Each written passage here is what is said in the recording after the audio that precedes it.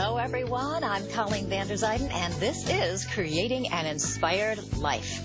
I'm so happy you're watching and listening today. It's a very special day. This is actually my 75th show with A1R Psychic Radio, and that's pretty exciting to me. I'm a medium as well as a spiritual life coach, and as a medium, I connect in with our loved ones on the other side.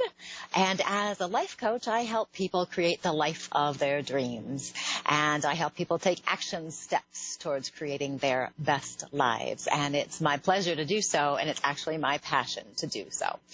And I'm going to talk about, for my coaching tip tonight, how important it is to surround ourselves with supportive people. I went to a workshop recently. I went to a writer's workshop. So it was a conference with a bunch of writers. And every single person there, and there were 300 people there, every single person there had the goal of writing a book to help other people. Every single person. As you can imagine, this room was full of amazing people. These were all people who want to make a difference. They were using the stories of the problems they had overcome in their own lives in order to write these books, to take action steps, to help people figure out what they can do when they have similar problems. They're sharing their solutions with basically the world, trying to get it out there with the books. They want to provide hope, and they want to provide healing and just help people to live better. They were so kind. These people here were amazing. They were so kind. They were so caring, so loving. It was a very safe space where we could all, every single one of us, could be ourselves, our best selves. We could ask people questions about whatever it was, whatever they were writing about or whatever I was writing about. We could get people's opinions without it being judgmental or negative. We could get opinions as to what sounded good, what we might need to tweak a little bit. Everybody was so open and helpful and so positive in their suggestions. It was a wonderful place to be in. There was this, it was like a space of enthusiasm mixed in with the kindness, and it was very empowering to be with all of these other people. And I left the conference feeling very upbeat and very energetic, felt very hopeful, and I was very excited to continue creating whatever it is I'm going to be creating, the projects I have that are going to help people. And when I left there, I took the shuttle to the airport with another member of the class, the workshop, and she was very nice. And we just continued our conversation the whole way there to the airport, and we shared all sorts of personal things, and we shared our ideas of what we wanted to achieve, and it was wonderful. So I didn't realize what a contrast I had gotten into that space of these enthusiastic, supportive people. I had gotten into that space so fully and completely that when I got to the airport, I didn't realize it was a contrast. My energy was in a total contrast to airport energy. And if you've ever been to an airport, you know how that can be kind of stressful, people running around, people minding their own business. Well, I get to the airport and I'm still in that space. So I'm just talking to everybody I see, talking about whatever, and just, you know, very enthusiastic, and it must have been really funny, actually, when I think about it now. But I kept talking to people, and some people were okay with it. We would have a conversation. Other people would just look at me like I was crazy and make some small comment or else just walk away. It was really kind of funny when you think about it. So as I'm going through security, the first security guard showing my paperwork and all that stuff, he was very nice, very friendly. No one else was in line. I ended up getting the TSA pre-check, so I don't know how, but I was the only person in line. So I got to carry on a conversation with him. He was very nice, very helpful. Then I went through the X-ray thing there, and as I walked through, I looked at that security guard and I said, "Thank you. Have a really nice night." And he just looked at me like I was crazy. He did not get me at all. And he looked at me and he goes, "Ma'am, you're too cheerful." And I thought, oh, that's really funny.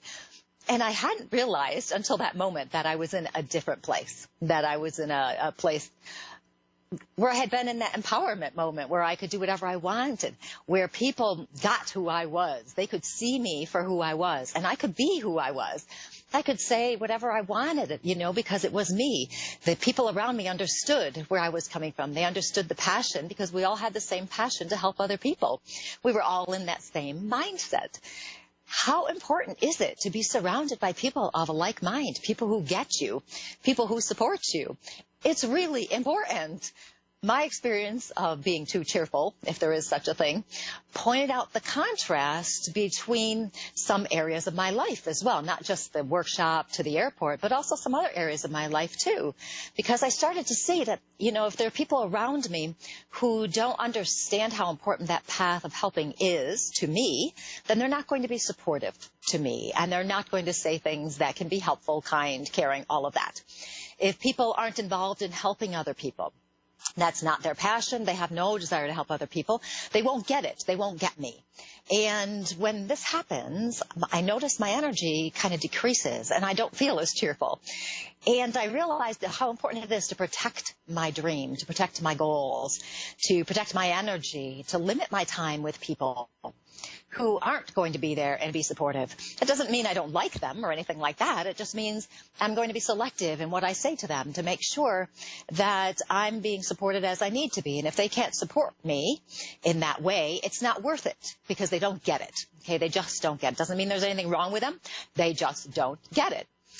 I have a friend I was talking to the other day who she had set some goals for herself, and she had shared it with some of her other friends. And then all of a sudden, a couple of her friends wanted to do the same kind of thing. And she was feeling as though they were trying to be competitive and be better than she was. And they had been competitive with her in the past. So it was kind of bothering her. And I told her just to limit her time and not to share what she's doing. It's okay not to do that. You can still be nice and you can be polite and all of that, but that doesn't mean you have to share your deepest thoughts or anybody else, or with anybody else for that matter, if they're not supportive. And when I told her that, she could limit her time and you should still be nice, she was like, oh, is that okay? And I'm like, oh yeah, it's okay. Because if somebody's not supportive, you've got to protect yourself, protect your energy. Why share your dreams with somebody who's going to shoot them down? It's just not worth it. You don't want to leave a conversation with your energy drained, feeling like, oh, I don't know what to do. I don't know. Maybe I shouldn't do this, because it'll make you feel negative about your own dreams and goals, and you do not want to do that. It's more important for us to take care of ourselves than it is to maintain a relationship out of being polite. You can be nice, but limit what you say and the time you spend with people like that. You want to look for supportive people, and they're everywhere. You want the people who are around you who are going to be there when the going gets tough for you, when you're struggling, you're trying to get something achieved and it's not working. You also want people to be there who are going to be genuinely happy for you when you create your awesome success. You want them to be sincere in their enthusiasm for what you're doing. You want to be safe with the people to say whatever you want, to share your innermost thoughts about your dreams, goals, and anything else you have that you want to talk about. And it's amazing to have a support system like that, because you can be your best self. You can be yourself, and it's safe to express what you want to express. Now, many of us, especially people who are on the path to help others, we do not have a big group usually of supportive people. Usually it's a very small core group of people who understand. So it's no worries about thinking you have to find 15 people or 300 people to support you. You get 2 or 3 really good quality friends, and that's going to work. And if you're staying true to yourself, to your goals, to your dreams, all of that stuff, your energy will actually attract the right people to you. My going to that workshop was great. I went for a specific reason, and I made some good connections, and I didn't really go to make new friends, but that was an unanticipated side effect. I feel like I made some good friends there. And this was it all came about because I was living my dream. I was taking action. You can't just think about your dream in your head. You've got to take action. I was taking action towards my goal. I was getting some information from these other writers there. And because I did that, my energy was open, and it was allowing the energy to help me create what I want to create in my life. So if you're looking for supportive people, when the time is right, those people will show up. They will come. You'll meet the people you need to meet, because everyone we meet helps us with our personal growth along our spiritual and personal path. If people don't support you, they don't get you. Don't let them influence you. Just protect yourself, your energy, your goals. Allow your energy to bring the right people to you. because you are actually here to make a difference in your life, but also a difference in other people's lives too. And you're here to create that inspired life that you deserve, which I always love to talk about it. You must try to create this life that you deserve. And that is my coaching tip of the day. Find those supportive people and let them be close to you. You can reach me at psychicmediumcolleen.com. You can also reach me on Facebook. Now I have changed my Facebook page name to Colleen Vanderzyden, Medium and Self-Empowerment Coach. I thought it might be easier to find me if I started with Colleen Vanderzyden rather than Medium Coach. So that's just look for Colleen Vanderzyden, you'll find me. And I would love to hear from you. We are now going to move on to our first caller, who is Tiffany from Ohio. Tiffany, how are you today? I'm pretty good. How are you? I'm doing quite well, thank you. Are you looking for anything in particular that you would like to talk about tonight? Well, I was I've been having some relationship problems. Yes. Are you in a relationship now? Yes. Okay, and I understand from what I'm feeling right now, actually, I can feel that there are, there's a lot of things that are not being said, aren't there? Yeah. I feel like you're saying things, but I'm not feeling your partner saying so much back. I'm actually feeling a little bit of resentment from your partner. Are you being a little bit naggy? He says I have been, yeah. Okay, because I'm picking up on some resentment from him. And, interestingly, I can also tell that you've been doing your best to get through. And instead of listening to you objectively or anything like that, he's feeling attacked. Has he actually come right out and told you that yet? Well, he just says that I gripe about things too much. Okay.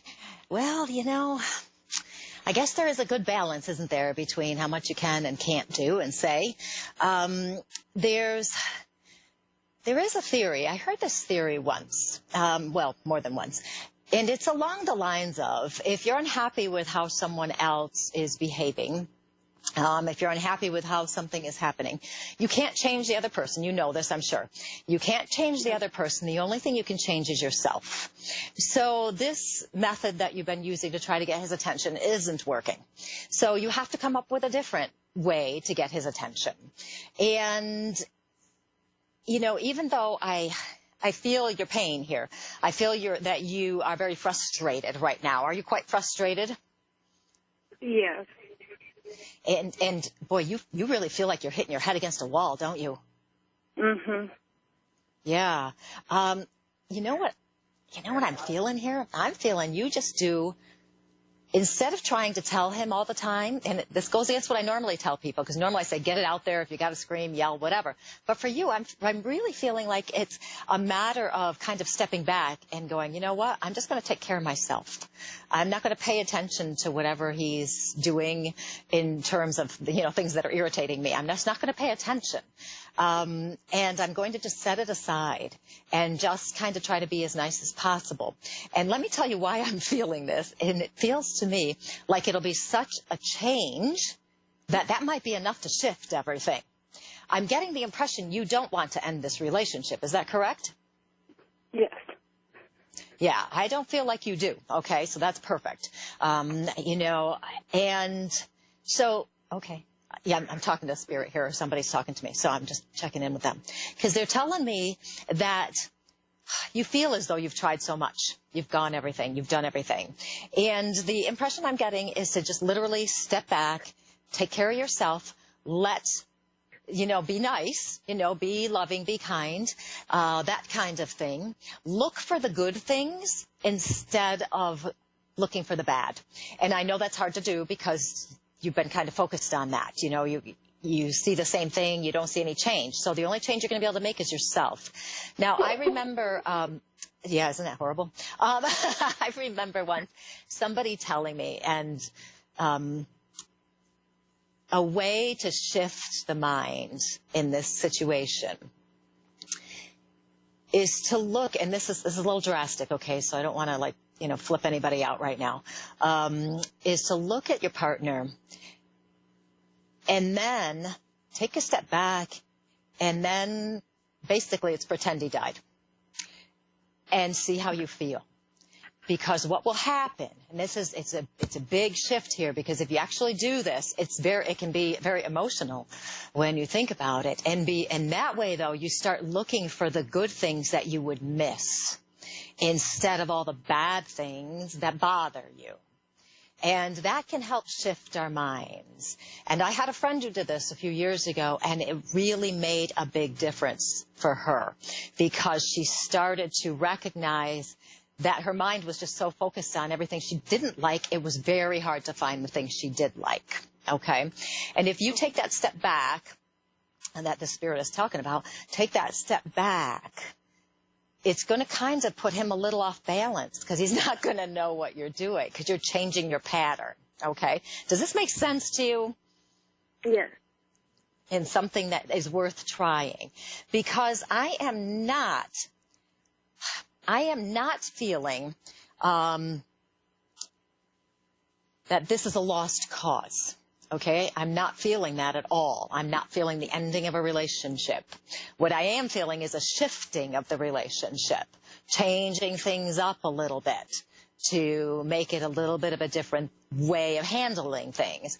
So that's the feeling I'm getting from the other side here. And you're a very sensitive person, aren't you? Yeah. Yeah, you feel things very deeply. So when someone's not paying attention to what you're saying, it bothers you even more. It can hang on to you. So if you haven't started journaling yet, I would recommend writing a journal. Maybe keep it someplace private just in case anybody reads it, 'cause it's a good place to dump your emotions out. But also, I want a gratitude journal as well. What are the good things in your relationship? And there have to be a whole bunch of them there, because you do know he loves you, right? Yes. Yeah, and I can feel that. So that's very important. You know how many people I talk to where I know that the other person does not love them, so you are one lucky person. So you have that advantage. So he would do pretty much anything for you, but he just has some resentment because he feels like you're not paying attention to what good he is. So step into that, and I think you'll be fine. And actually, I give you 3 months, and it's going to be a total shift if you do this. If you don't do it, I don't know. So, but if you think about it this way, I think it can help. Okay? Okay. Okay, Tiffany, good luck. Thank you. You're welcome. And that was Tiffany from Ohio. And it's always so interesting, relationships, boy, they are our biggest teachers. I really do believe it's the way we step into who we are the best. And next we're going to move on to Alyssa from Kansas. Alyssa, how are you today? I'm great. How are you doing today? I'm doing quite well, thank you. And what can I help you with tonight? Well, I lost my mom 2 years ago, so it's been a little rough. Yeah, and she was like your best friend, wasn't she? Yes, she was the person you told everything to. And yes. She was the person, and boy, did she pass on the sudden side? It seems like she left very quickly. And it seems as though there wasn't really any you didn't have any preparation for this? No, not at all. Basically, she died of rare multiple myeloma cancer, and it went undetected with her doctor. And really? She went in, I went to go help her use the restroom, and I saw a lump on her back, and I was like, because she had been in bed. And so we took her to the doctor. 5 hours later, we found out she had stage 3 cancer, and then about 5 days later, she passed away. Oh, my goodness me. I'm so sorry to hear that. That's horrible. And was she quite pretty when she was younger? Oh, she was gorgeous. She was natural. She never wore any makeup. I definitely have her here. I definitely do. Yes. She is, you know what? Oh, my gosh. I'm actually getting goosebumps. I wish you could feel what I'm feeling right now. Talk about the love coming through for you. It's overwhelming. It's overwhelming me right now, actually. She is, and the physical beauty is matched by her personal inner beauty as well. She is a wonderful, she was power of attorney she was power of attorney for 7 people. She oh my goodness. spent her whole life taking care of her family and my grandparents. When we were little, we had hospital beds with my grandparents, and she took care of them. Oh yeah, she's You know what she feels like to me? And, sometimes people are like, oh, I can't believe that. But no, this is so true. She feels like an angel to me. That purity of energy. She's a very spiritually minded person. She truly connects with other people. And, she wants me to tell you, number one, of course, how much she loves you. And she says she's very proud of you because there have been days where you didn't think you could keep going. And she has seen this. And she tells me that she has been there. You have her picture out. She's showing me. Do you have one on your dresser or a side table? Yeah, I do. Actually, I have them everywhere. Okay. I'm seeing in the bedroom, so side table or a dresser. I'm seeing a picture of her. And she tells me about how much you talk to her. And you talk to her quite a lot. And she says at night, of course, for everyone, at night is always the hardest time. But she has given me the impression that she has actually sat on your bed at night right next to you. And she also gives me the impression she was touching your hair. Have you had that experience where it just felt a little weird in the bed and your hair felt tingly or weird or something? Yeah, and then there's times that I feel like someone's sitting at the foot of my bed. Okay. Yeah, and I'm really sensitive to energy too. Okay. So, it's kind of, I have to say, this is kind of cool because she is wanting to show you how much love she has for you. She's also trying to help you. She wants to make you feel better. She wants you to know that she's still here. I know, we all know that's not the same physically, of course, but that she's still here and that she's still there. You can talk to her, you can feel her. And she has been sending you other signs as well. She's very active as a spirit. Have you noticed the signs as well? And I'm looking at the sky. Is there something with the clouds with her? Sometimes, yeah. We always sang in the car when we were driving and stuff, and we'd always look at the scenery and everything, and we would just sing and have fun, be silly and be goofy. And so, I would totally, we'd always talk about the clouds and different shapes of the clouds and everything else. So. Okay. Yeah, that's interesting. I don't think I've ever said that to somebody about the clouds. And it's kind of neat, though, when she shows it to me because it has that expansiveness to it, but it also has that connection to God and Spirit and her. And I would not be surprised by the way she's showing this to me, that you don't come across a cloud pretty soon that is in a heart shape or something enough to remind you of her. I would not be surprised at all. And I feel like this is something that's going to happen if it hasn't already, so that will be really cool when that happens. And you can just say hi and hi, Mom, thanks, and because she wants you to know that she is still here. It's wonderful. Now, do you have children of your own? I do, yes. I have a 2-year-old. He turned 7 months when she passed away. And she's waited forever for grandbabies. And so that's what's been the hardest, I think, not having my mother. That makes sense because I was seeing kids. And do you only have one right now? Yes. Yep, we have one. His name is Landon. Okay, I'm seeing another as well. I don't know if you're planning on having another, but I am seeing one, so I'll let you know. She does mention... Yeah, I know. It's fun. She does mention the grandchildren. This is my theory, and she is actually backing up my theory right now as I talk to her, because she's talking about having already met the next one. Okay. Yeah, there's actually my niece. My niece was born, and she's 9 months, 10 months, I believe. But it was a girl. We have all nephews. We have 5 boys, and then now we have a girl finally, and she never got to meet my mom. Well, I think it feels to me like everybody has met your mom, and any more coming have already met your mom.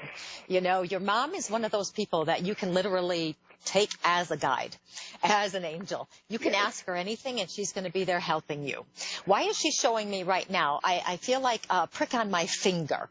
I don't know if it's from sewing or if it's like a blood thing. I've got a prick on my finger. My grandpa. Do you know? My grandpa. My mom was power of attorney of my grandpa, and he was diabetic. And Okay. I took over power of attorney when she passed away. Okay, so that must be what she's acknowledging. Is he still here in the physical? No, he actually passed away a year after my mom passed away. He went into the ICU the day my mom passed away and passed away the next morning. Oh my goodness me, I'm so sorry to hear that too. My goodness, there's nothing worse than having one after another, is there? Well, and this must be her way to get me to acknowledge him, because he must be here as well. Okay, you've got a crowd over there. Let me tell you, you have a crowd, and they're all here for you. The love that comes in for you is again giving me goosebumps, and this does not happen much. So these people are strong spirits. They are strong. Just know without a doubt how much they love you and they're looking out for you, and also know how much they are still involved. And you can just carry on conversations, and you don't have to wait for the actual words to come back, but just know they hear you, and you'll get intuitive flashes and, you know, messages, things like that. It will be beautiful. And I have gotten messages before. I got a message one time, and I don't know who it was, but someone came through to me in my mind, and they told me, you know, your mom loves you and she's proud of you, and that's all I got. But it was really cool. That is, you know, really, that's the most important message. She loves you and she's proud of you. Mm-hmm. Yes, how wonderful. Well, Alyssa, I'm getting my 60-second warning, so I'll have to let you go. But thank you so much for calling. And your mom is saying, I love you, and blowing kisses. I wish you could see me. I'm blowing like that. She's blowing kisses to you. Yes, she used to do that. Okay, thank you so much. I'll talk to you another time, maybe. Thank you so much. Thanks. You are welcome. That was Alyssa from Kansas, and I love when we get a great mom coming through like that, bringing us some good energy. So this week, you know, I'm Colleen Vanderzyden. The show is Creating an Inspired Life, and you can reach me at psychicmediumcolleen.com, and as well as on Facebook, Colleen Vanderzyden, medium and self-empowerment coach. And I always love to hear from you. And this week, pay attention to your people around you. Don't let them drag you down if they're not supportive. Look for those great ones. It'll be wonderful. I will talk to you next week. You have a good week. Goodbye.